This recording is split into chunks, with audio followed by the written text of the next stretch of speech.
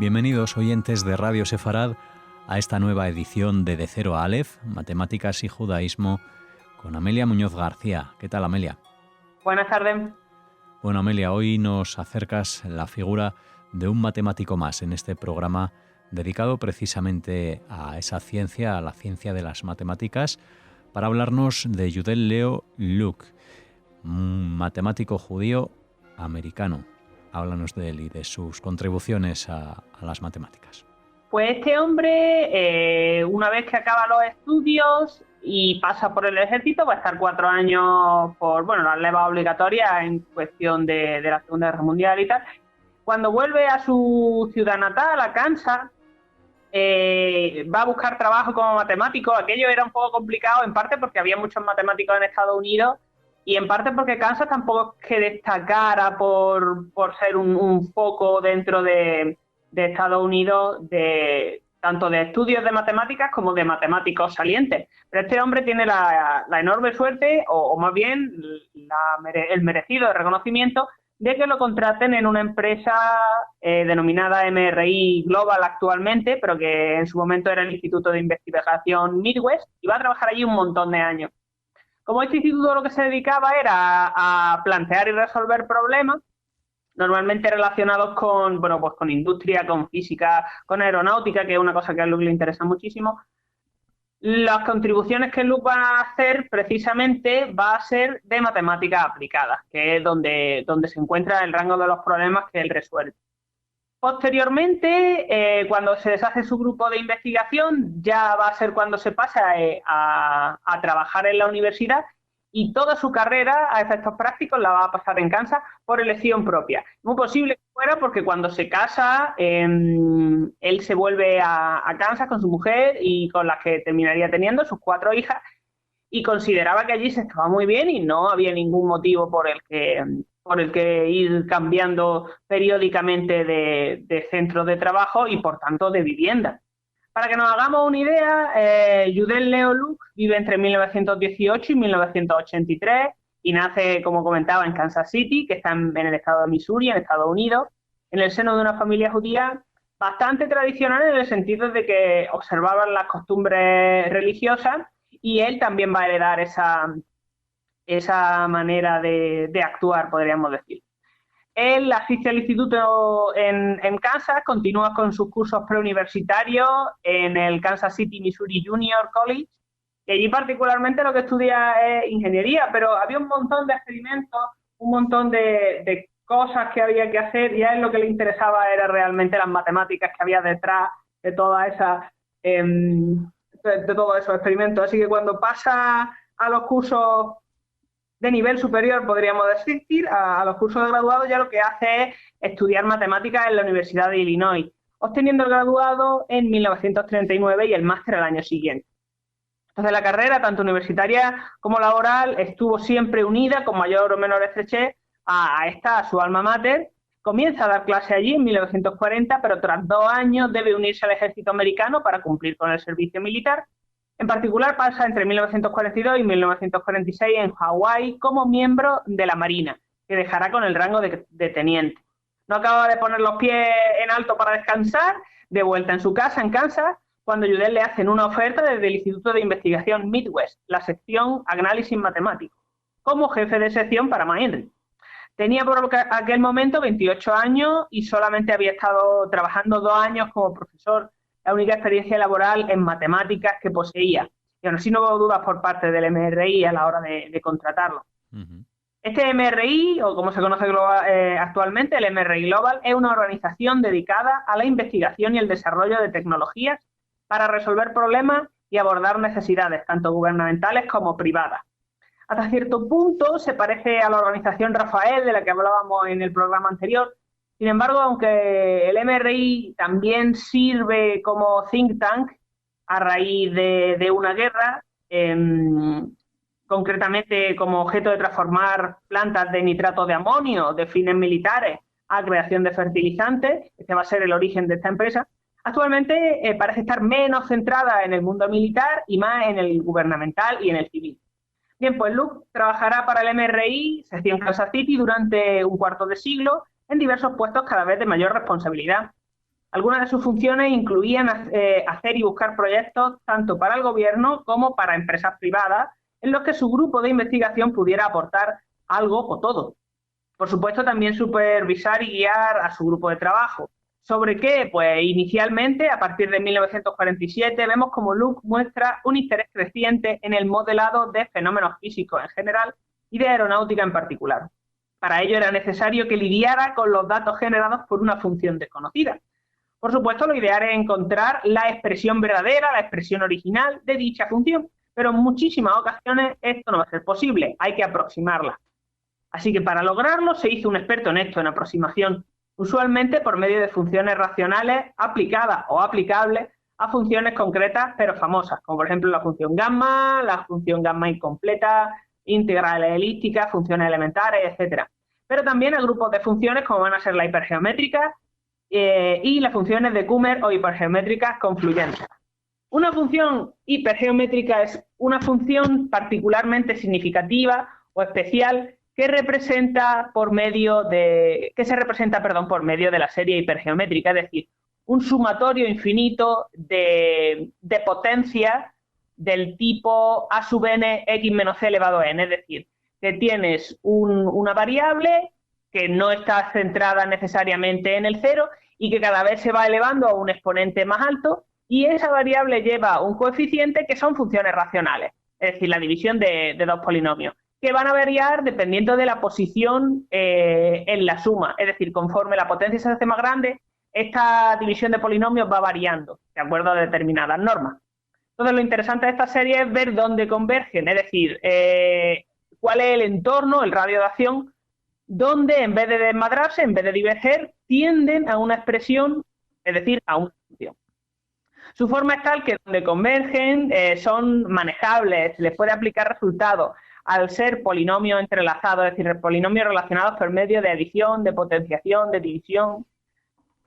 Estas dos, entre estas destacan como casos particulares, pues las funciones de Bessel. Judel se hizo un experto en funciones de Bessel, particularmente las integrales, es decir, las que surgen de definir la función como la integral de otra función, que resulta ser una exponencial compleja compuesta con una trigonométrica. Me parece muy terrible, pero son funciones que se han estudiado muchísimo porque es que aparecen continuamente. Lo cual tiene sentido porque son las soluciones de ecuaciones diferenciales de orden 2. Entonces escribió un libro sobre estas integrales que vio la luz en 1962 por primera vez y que ha seguido en circulación desde entonces. Es curioso, la última edición que yo conozco es de 2012, lo cual pone de manifiesto su vigencia, pero por otro lado, dentro de este libro nos encontramos reliquias, ¿no?, como las tablas numéricas de funciones trascendentes que están impresas en papel. A día de hoy, si vas a lidiar con grandes grupos de datos, lo haces por medio de un PC, pero en aquel momento no existía esa opción. Él no tenía acceso a un ordenador personal en su casa, ni a software gratuito como se tiene el día de hoy para procesar datos, y de ahí, bueno, que se dedicara a diseñar métodos para encontrar funciones que se ajustaran a estos grupos de datos. Volviendo por un momento a la vida de Luke, comentábamos que va ascendiendo en el MRI, en concreto, en 1961 lo van a nombrar consejero senior de matemáticas y consejero principal o jefe en 1967. Comentaba también que no tenía un ordenador propio hace un instante, lo cual es cierto. Sin embargo, como miembro del Instituto de Investigación, tenía acceso a un IBM 704, una de estas máquinas masivas que usaban tarjetas perforadas, cintas, para comunicarse el usuario con el software interno del ordenador. En aquella época, el grupo de Luke tenía que programar a mano todo lo que querían hacer, o más bien todo lo que querían que hiciera la máquina, hasta el más mínimo detalle, nada de bancos de datos, de funciones predeterminadas que pudieras llamarlas por su nombre, nada. Y entonces lo que hacían era dejarlo funcionando horas o días, en función del problema que hubieran implementado, hasta llegar a una solución concreta, en el amplio sentido de la palabra, porque una solución no es que se ejecuta el problema y te dice 37, 25, no. Una solución podía ser que el problema no tenía solución, o acotar un poco el entorno de trabajo, etc. Problemas de los que trataban de resolver eran pues aquellos que surgían de la modelización de problemas físicos, surgidos usualmente de la aeronáutica. Por ejemplo, corrientes de aire, ascendentes o descendentes, que era y es fundamental predecir dónde y cuándo van a surgir, ya que varía en el ángulo en el que se mueve un objeto ascendente o un objeto que despega, como por ejemplo un misil o un cohete, y no solo puede variar su rumbo completamente, sino también llegar a hacerlo estrellarse. Entonces Luke contaba en una entrevista que los cohetes, los misiles, etcétera, eran particularmente vulnerables durante el despegue y durante momentos posteriores en la zona de la baja atmósfera. La manera de arreglarlo era desarrollar sistemas de guía que surgían y surgen de resolver problemas de complejidad fantástica, literalmente lo llama así, concretamente ecuaciones diferenciales, basándose en la flexibilidad y la capacidad de doblarse levemente, por supuesto, de los misiles sin tener en cuenta la presión del aire. Y después teniendo en cuenta la atmósfera, todos aquellos fenómenos atmosféricos que hicieran falta. Es como debe ser, primero resuelves la variante fácil del problema, ¿no? Y luego te trasteas con este problema, con las condiciones iniciales, aquí o allí, es decir, vas viendo qué pasa si varía tal parámetro, tal condición inicial, para ver cómo se comporta la respuesta.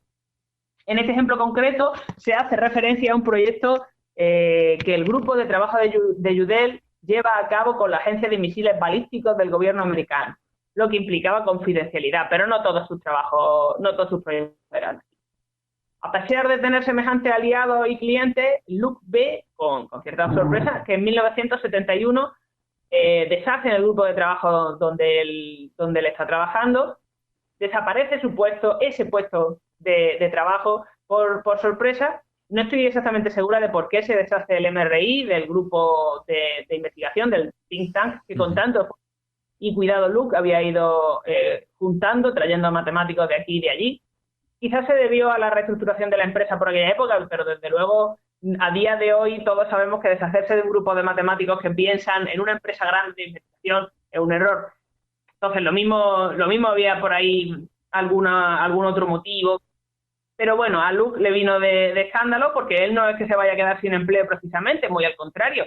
Él estaba desde 1955 trabajando como conferenciante en la Universidad de Missouri, así como en la Universidad de Kansas, pero no tan en firme.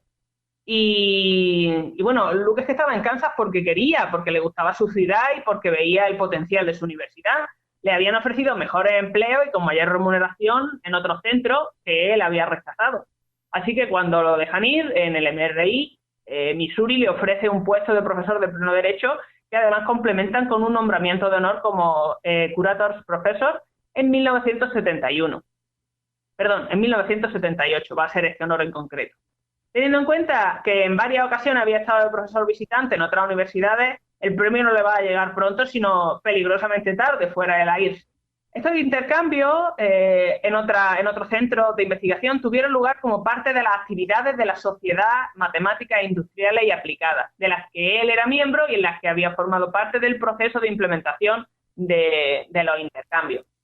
Bueno, antes de que se me olvide, hemos hablado de las funciones que emplea Luke para trabajar, pero no del hecho de que se vuelve un experto en teoría de aproximación de talla mundial. Es uno de los primeros en emplear el método Tau, inventado por el matemático judío Cornelius Lanczos, que se basa en emplear soluciones truncadas, es decir, series de potencias de las que se desprecian todos los términos de uno en adelante, soluciones truncadas de ecuaciones diferenciales.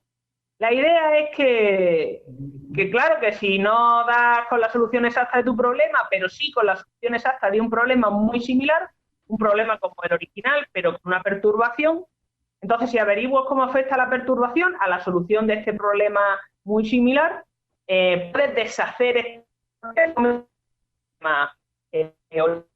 Usualmente se va uno a resolver un problema más fácil. Entonces, de nuevo nos encontramos con problemas masivos que requerían del desarrollo de algoritmos, informáticos o no, para poder implementar sus métodos. Este de Tau va a ser uno de ellos, pero hay muchos otros. A raíz de esto, ven la luz algunos de sus libros, como por ejemplo el de 1977, Algoritmos para la computación de funciones matemáticas. Luke escribió en torno a 1.100 artículos y libros, aunque sí hay algo que le gustara escribir era reviews, críticas de otros trabajos. Se estima que publicó más de 1.800 de estos, por lo que no es de extrañar que en dos ocasiones, en 1972 y en 1981, la Applied Mechanics Reviews, una revista científica de la Sociedad Americana de Ingenieros, le concediera un premio a sus contribuciones sobresalientes. Bueno, habían 2 premios. Otro de los reconocimientos que recibe va a ser el NT Beach de 1975 de la Universidad de Missouri, a su investigación distinguida y actividad creativa. Judell va a trabajar para Missouri hasta su muerte en 1983, con tan solo 65 años. Y curiosamente él va a morir en Moscú, en Rusia, a donde se había ido en un programa de intercambio de los que tanto le gustaban, de intercambio de investigadores, montado en parte por él mismo. Esto va a pillar por sorpresa a su mujer y a sus 4 hijas, porque que yo sepa no estaba delicado de salud precisamente. Y bueno, soy incapaz de resistirme a comentar que entre las muchas aficiones de Judell se cuenta la de coleccionar libros antiguos, primeras ediciones, como por ejemplo el Determinantes y Matrices de 1868 de Charles L. Dodgson, también conocido como Lewis Carroll, el autor de Alicia en el País de las Maravillas, además de muchos también sobre literatura y filosofía judía, pero nunca novela, porque no le gustaban nada. Muy bien. Pues como siempre, muchas gracias, Amelia, por compartir con los oyentes estas historias de matemáticos judíos. En el caso de hoy, la de Judell Leoluc, que nos has acercado a este de 0 a Aleph, matemáticas y judaísmo. Hasta la próxima. Hasta la próxima.